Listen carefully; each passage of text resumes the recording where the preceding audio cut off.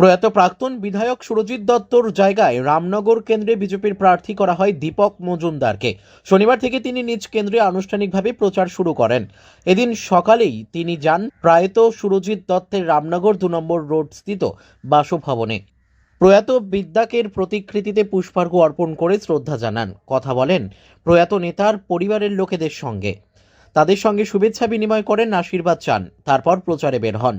পুর নিগমের মেয়র তথা রামনগর কেন্দ্রের প্রার্থী শ্রী মজুমদার আগেই বলেছিলেন সুরজিৎ দত্তের অসমাপ্ত কাজগুলি তিনি সম্পূর্ণ করার চেষ্টা করবেন। গতকালকে ভারতীয় জনতা পার্টির কেন্দ্রীয় নেতৃত্ব এবং রাজ্য নেতৃত্ব আমাকে 7 রামনগর বিধানসভা কেন্দ্রে উপনির্বাচনে প্রার্থী হিসেবে ঘোষণা করেছেন। অত্যন্ত আনন্দিত এবং খুশি।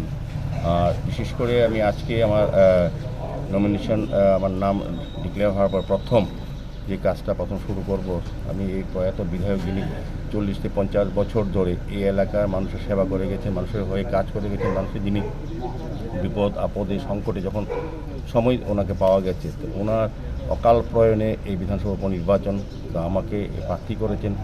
সুরজিৎবাবু ছিলেন জননেতা, সুদূর 7 রামনগর বিধানসভা সারা রাজ্যে উনি জননেতা ছিলেন। আমার প্রথম আমি মনে করেছি, আমার মনে হয়েছে যে ওনার আশীর্বাদ নিয়ে এই রামনগরে আমার কাজ করা উচিত।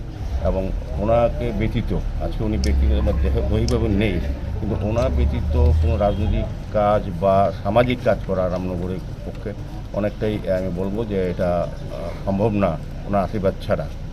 তো আজকে আমার প্রথম কাজ শুরু করার আগে আমি প্রয়াত জননেতা রাজ্যের এবং বিধানসভার যিনি সুরজিৎ সমুদায় হিসেবে আমরা যারা জানি, ওনার শ্রদ্ধা ওনার জানিয়ে ওনার আশীর্বাদ নিয়ে আমি কাজ শুরু করেছি। ওনার সঙ্গে ওনার ছোটো ভাইকে নিয়ে সবসময় এই রামনগর বিধানসভার সমস্ত অংশের লোকের সঙ্গে যুক্ত আছেন। আমাদের মহেন্দ্র দোয়াল দত্ত, যিনি আমি মহেন্দ্র হিসেবে রাখি, ছোটো থাকতে সমুদা মহেন্দ্র এই বাড়ির সঙ্গে আমার যোগাযোগ আছে। আমার প্রথম দিন প্রত্যেকটি পরিবারের সঙ্গে আমিও যুক্ত আছি। তা আমি আশা করব তাদের প্রত্যেকের সহযোগিতা তাদের জন্য আমাদের করবেন, তাদের আশীর্বাদ আমার সঙ্গে থাকবে। Bureau report, news daily Bharat.